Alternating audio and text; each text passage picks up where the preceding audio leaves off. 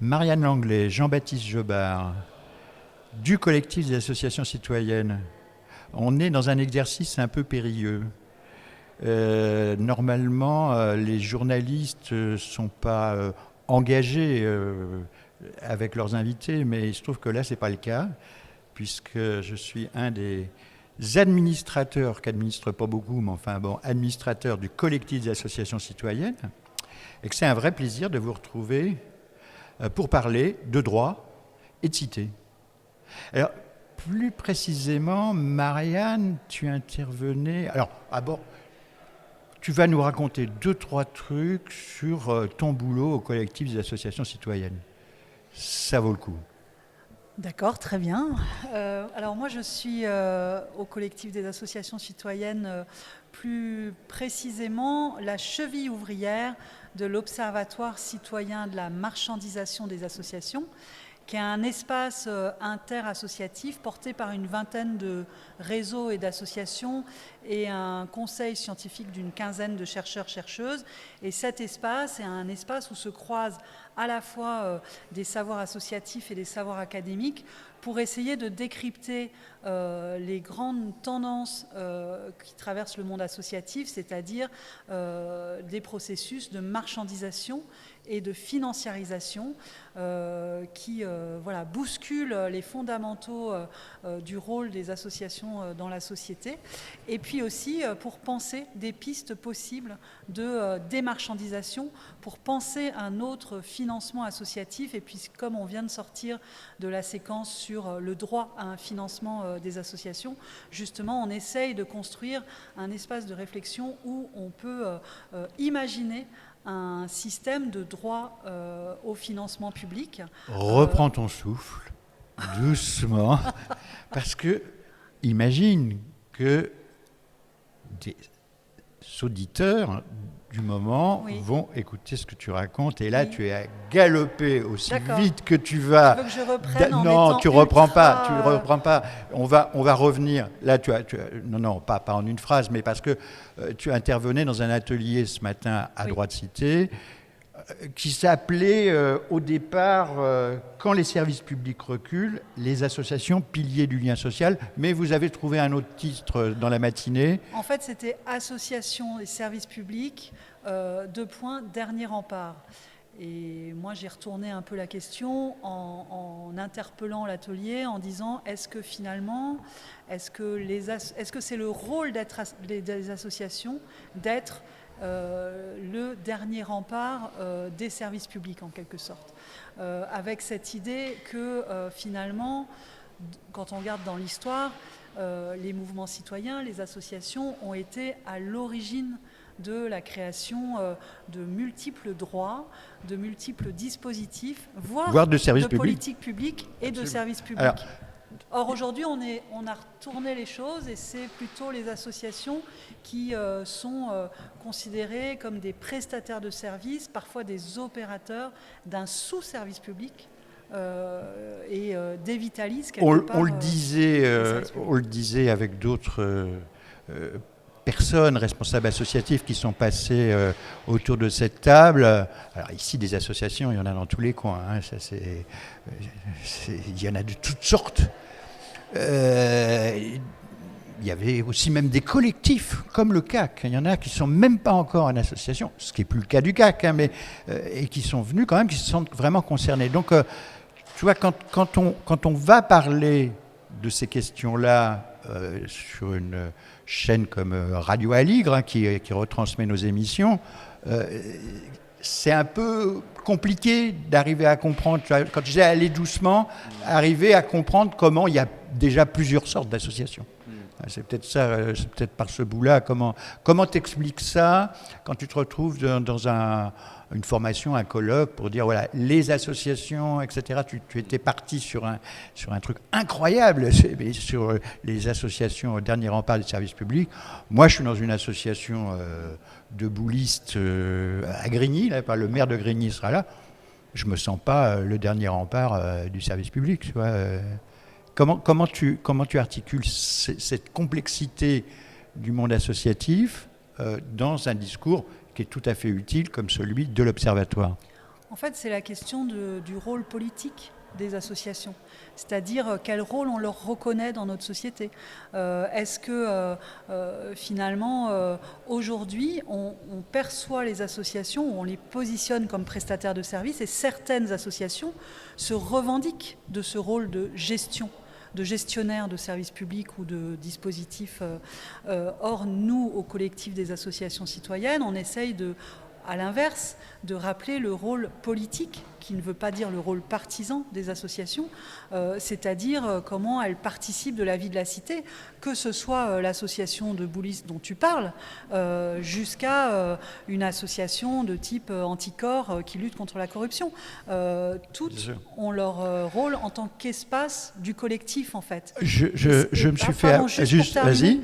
C'est justement ces espaces du collectif qui sont aujourd'hui attaqués par un projet néolibéral qui veut déconstruire ces espaces du collectif. Et c'est bien là où, pour nous, on revendique ce rôle politique. Alors, on a reçu plein de responsables associatifs dans ces enregistrements et je me suis fait un petit peu avoir. Tout à l'heure, c'est très agréable quand tu poses des questions, qu'en fait, tu te pièges dans tes questions.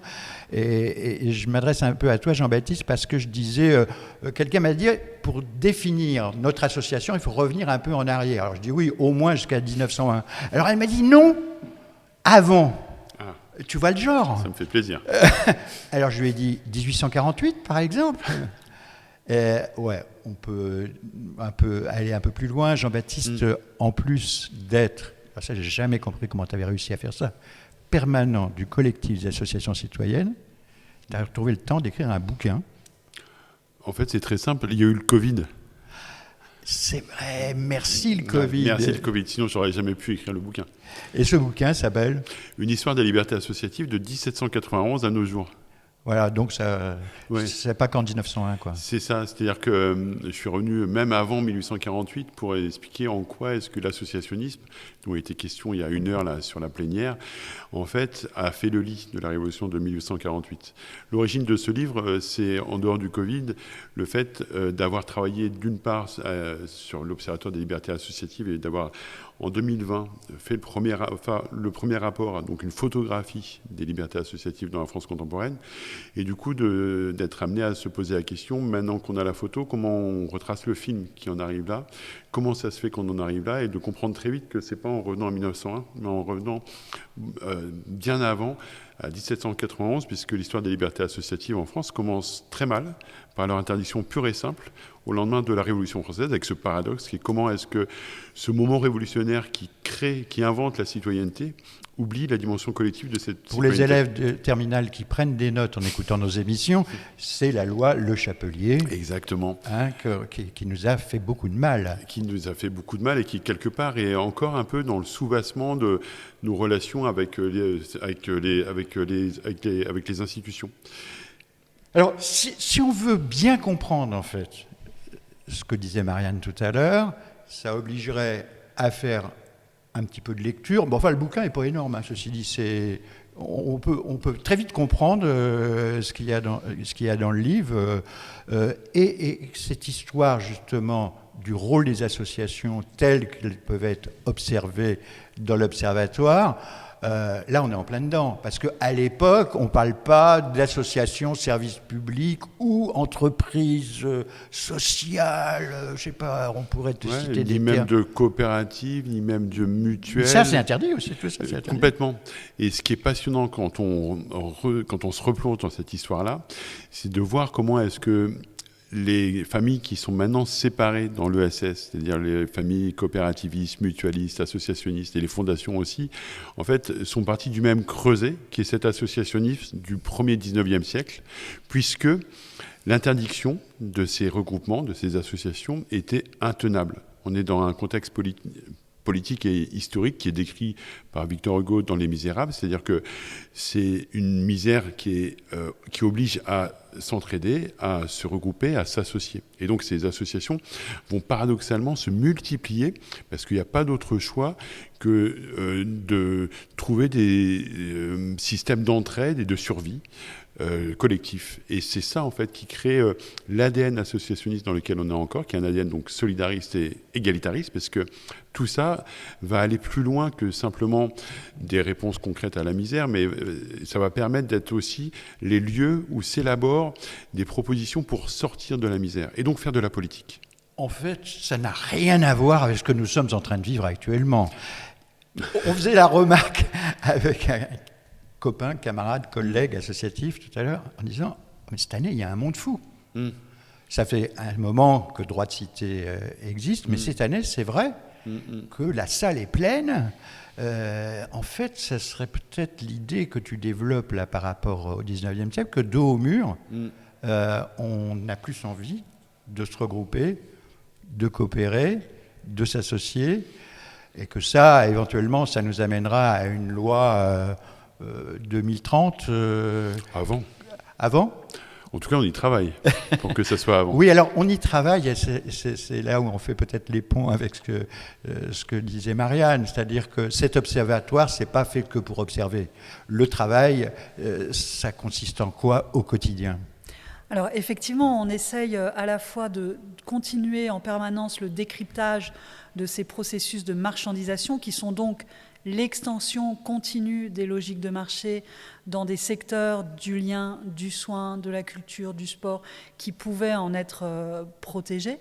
Et puis aussi, on essaye de réfléchir donc à des possibles pistes de démarchandisation en essayant de construire, d'imaginer un autre financement possible des associations.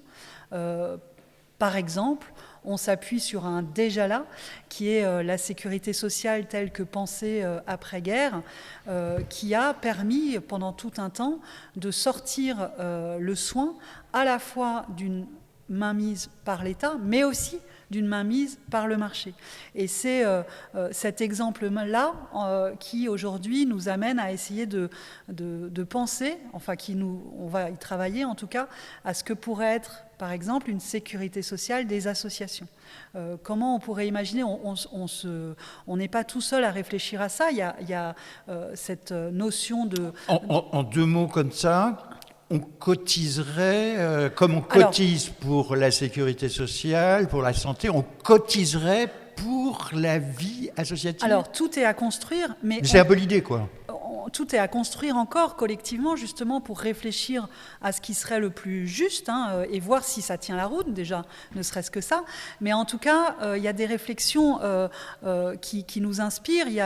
On a vu, on voit, enfin, tout le monde connaît maintenant aujourd'hui toutes les réflexions autour de la sécurité sociale et pas que les réflexions, les expérimentations autour de la sécurité sociale de l'alimentation. Tout le monde connaît...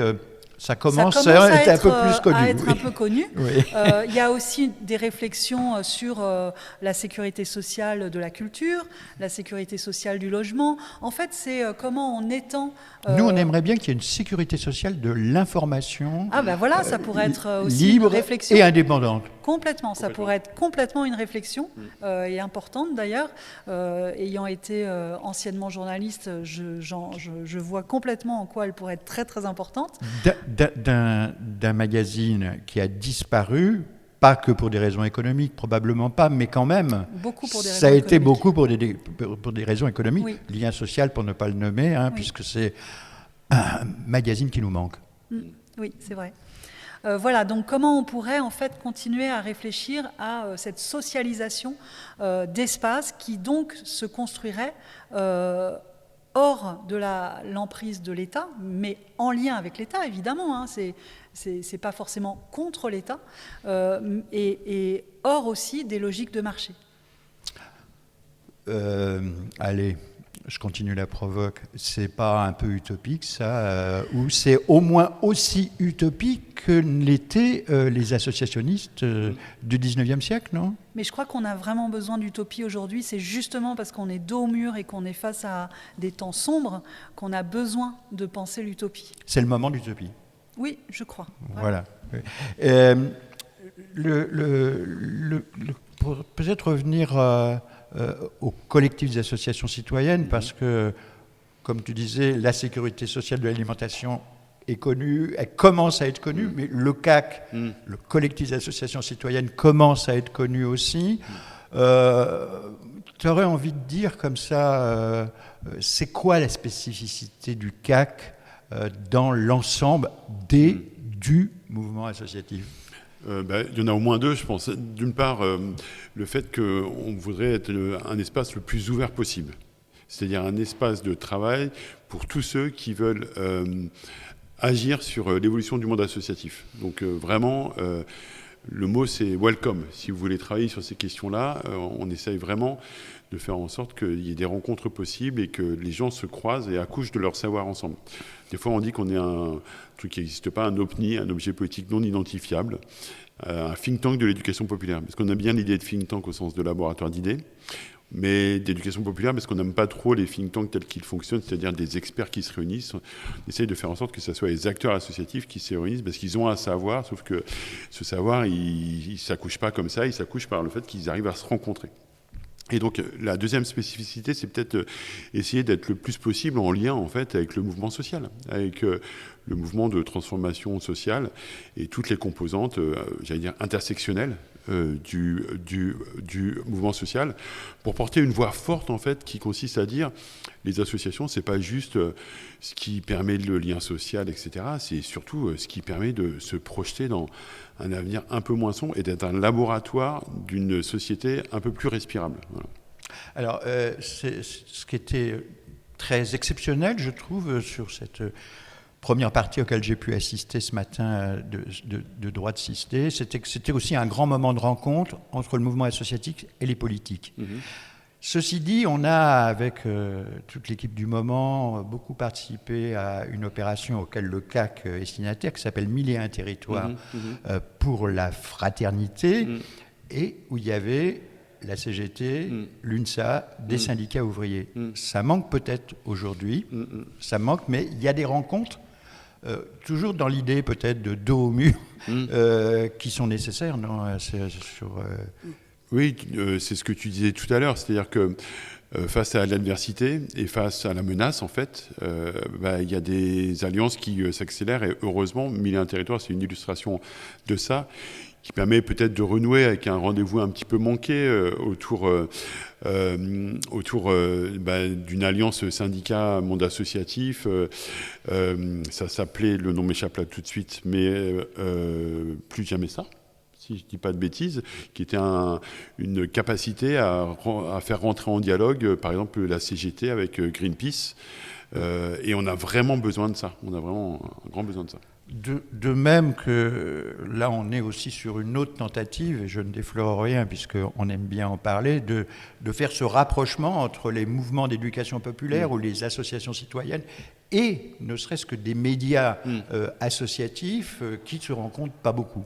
Alors je ne parle pas du Monde et des grandes chaînes, etc. Mais déjà, ces médias locaux, associatifs, les associations ne se rencontrent pas beaucoup et on essaie de faire...